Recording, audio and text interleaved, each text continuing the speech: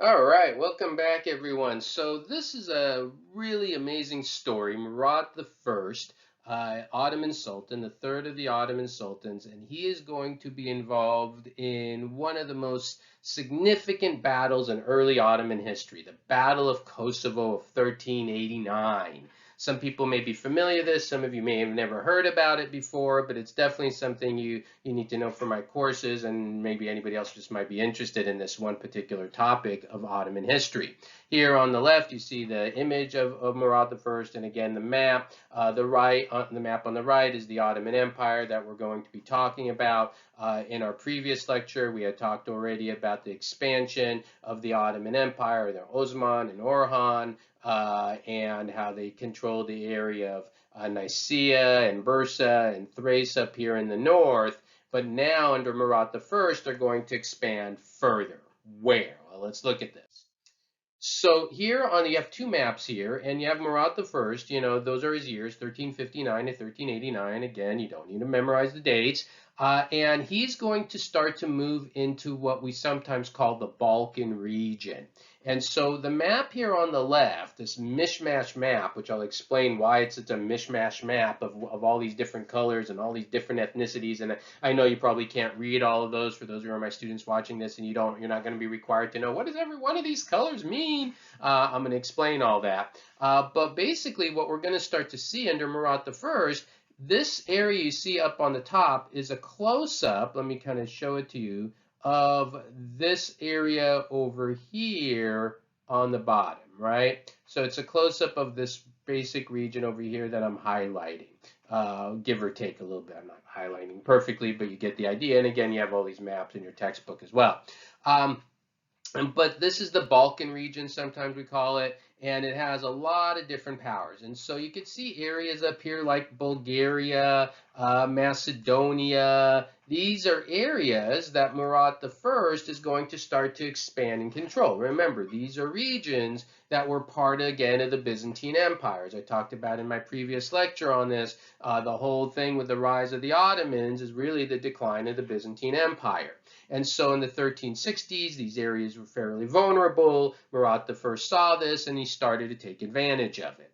Now, where things get really interesting is when they're going to move into the area of Serbia. And when they move into the area of Serbia, you're going to get a very famous battle called the Battle of Kosovo. Now, who are the people in Serbia? So, the people who live in Serbia, these are primarily Slavic people. Slavic people, people who had migrated very often from like Russia centuries earlier, and they settled in this region. And they had a leader named Prince Lazar, as you could see here, and they are going to have a big fight between the Ottomans and Prince Lazar, who is the Serbian prince, and he's going to try to stop the Ottomans from conquering.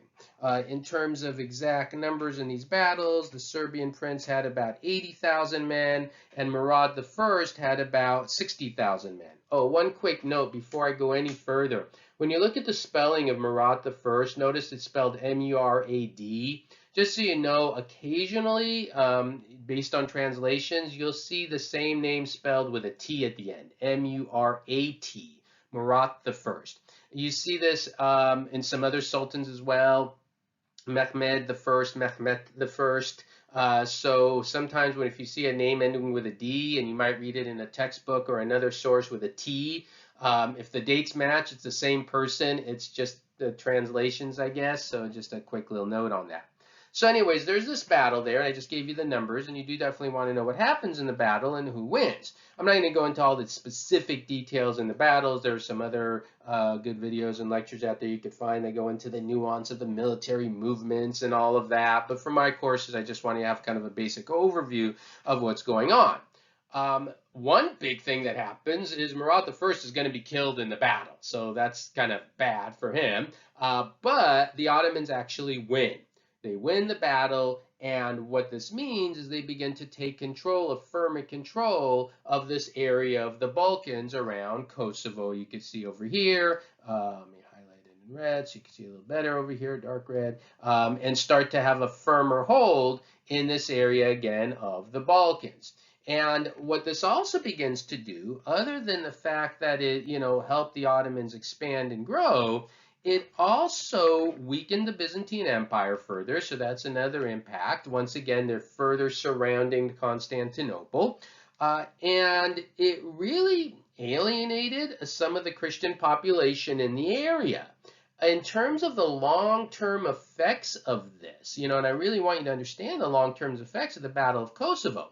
What you end up, and you can see on this map here, as a result of the Ottomans moving in and becoming more dominant, basically from that point on, this area is just going to have just a variety of people in a small area. This is what we call balkanization. It's a term we sometimes use. When you have one area, small area perhaps, with a bunch of different people and they balkanize, they kind of separate from one another. And it's very hard for them to have any sort of unifying cohesion, and very often leads to conflict.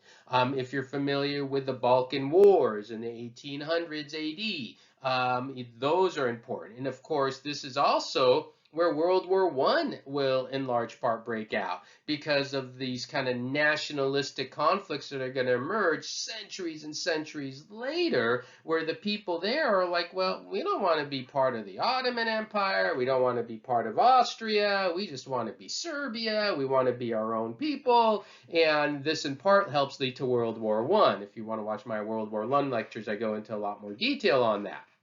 And even in the 1990s, some people are familiar with this, a lot of my students obviously are not, but if you remember in the 1990s, after the Soviet Union had fallen, there was a lot of conflict in the Balkans, former Yugoslavia, where there was all sorts of attacks on different groups for religious reasons. And one of the things that people who were fighting against the Muslims during that time period were still chanting, as they would chant in the 1990s, remember the Battle of Kosovo. They would still chant that in the 1990s. Remember the Battle of Kosovo, and this is why we're fighting. And it was very brutal fighting in the 1990s that was taking place in this region. And so some of this goes all the way back to this, Murad I guy moving into the Battle of Kosovo. So again, he was successful in terms of conquering and winning the land, moving into the Balkans. That's the big thing. Bulgaria, Macedonia, moving into Kosovo area. The long-term issues in terms of conflict with Serbia. And of course, he is going to be killed in the battle. Definitely want to remember that. And then the long-term effects. So anyways, that's really all I need you to know about Murad I. When he dies in 1389, he's going to be replaced by his son, and we'll cover what happens with his son in our next lecture. But I hope that little story of the Battle of Kosovo kind of is clear. If you have any questions, let me know. Have a great day, everyone. Thank you.